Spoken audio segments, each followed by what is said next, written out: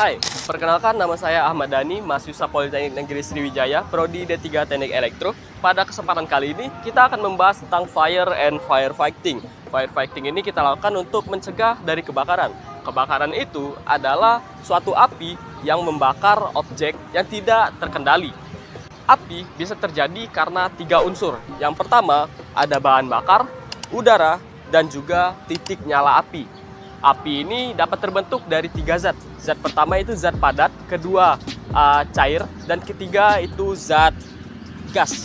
Untuk zat padat yang dapat memicu api, yang pertama itu ada belerang, fosfor, seng, aluminium, dan juga magnesium. Untuk zat cair itu ada ether, benzena, aseton, spiritus, karbon disulfida, asetaldehid, asam asetat, dan juga petroleum.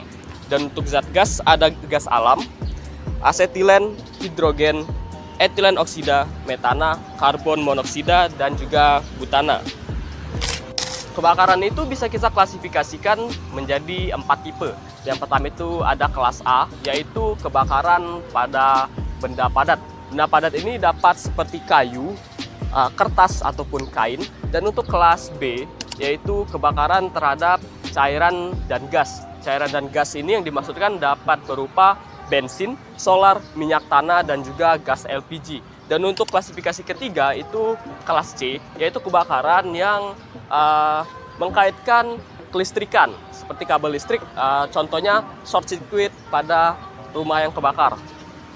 Dan untuk kelas D, yaitu kebakaran pada benda logam. Benda logam di sini dapat berupa magnesium, zirconium, dan titanium.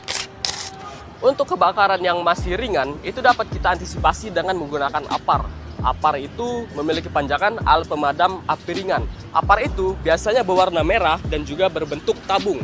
APAR ini memiliki beberapa jenis isi. Yang pertama itu ada air, kedua ada foam atau busa, dan ketiga itu ada dry powder, keempat ada CO2, dan kelima ada gas halon. Untuk APAR yang berisi air, APAR ini cocok untuk digunakan pada kebakaran kelas A, yaitu pada benda padat. Dan kedua adalah APAR powder. APAR powder ini lebih sering digunakan orang karena multifungsi. APAR ini dapat berfungsi untuk kebakaran kelas A, kelas B, dan kelas C. Kelas A tadi adalah kebakaran pada benda padat, kelas B untuk kebakaran pada cairan dan gas, dan kelas C itu kebakaran yang mengaitkan tentang kelistrikan. Selanjutnya adalah dry powder. APAR dengan dry powder ini memiliki prinsip isolasi powder kimia secara fisik dan juga menutup api dan memutuskan oksigen. APAR dry powder ini biasanya bahan bakunya itu adalah sodium bikarbonat ataupun potasium. Selanjutnya adalah APAR CO2. APAR CO2 ini efektif digunakan untuk kebakaran kelas B dan C, yaitu cairan dan gas, dan juga untuk kelistrikan.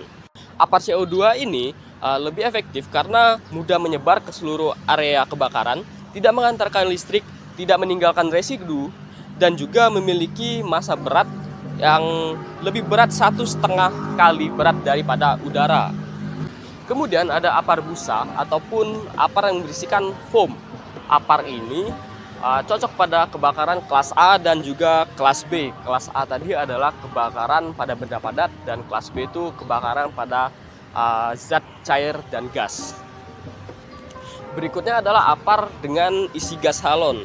Isi gas halon ini menggunakan liquid streaming agent ataupun nitrogen. Dan juga gas halon ini memiliki keunggulan, yaitu tidak meninggalkan residu, memiliki berat jenis 5 kali lebih berat daripada udara, dan tidak mengantarkan listrik, serta cocok pada kebakaran kelas B dan C, yaitu cairan dan gas, kemudian pada kelistrikan. Tapi sayangnya pada penggunaan APAR gas halon ini sudah dilarang menurut Kepres RI nomor 23 tahun 1992 mengenai tentang klorofluorokarbon atau CFC, bahwa mulai 1 Januari 1997 tidak boleh digunakan karena gas halon ini dapat merusak lingkungan, terutama pada lapisan ozon yang ada di langit-langit. Selain itu juga gas halon ini memiliki dampak seperti bahaya kanker kulit, menurunnya sistem imun, menyebabkan katarak, sehingga terganggunya lingkungan seperti pertanian.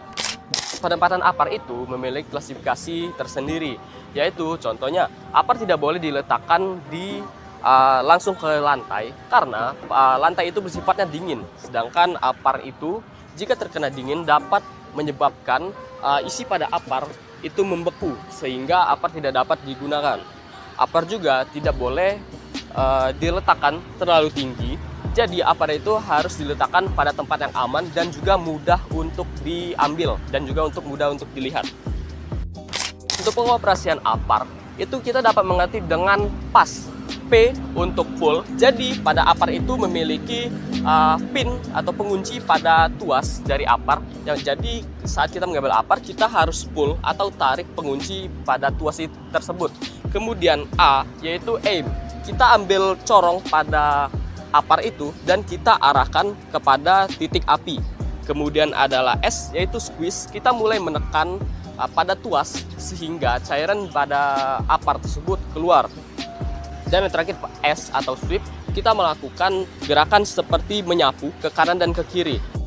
Penggunaan apar ini akan lebih efektif jika kita melakukan dengan sweep dan juga squeeze sebelum menyentuh pada titik nyala api. Kemudian untuk alternatif selain apar yaitu adalah sprinkler. Sprinkler ini dapat mendeteksi asap ataupun suhu panas dalam suatu ruangan.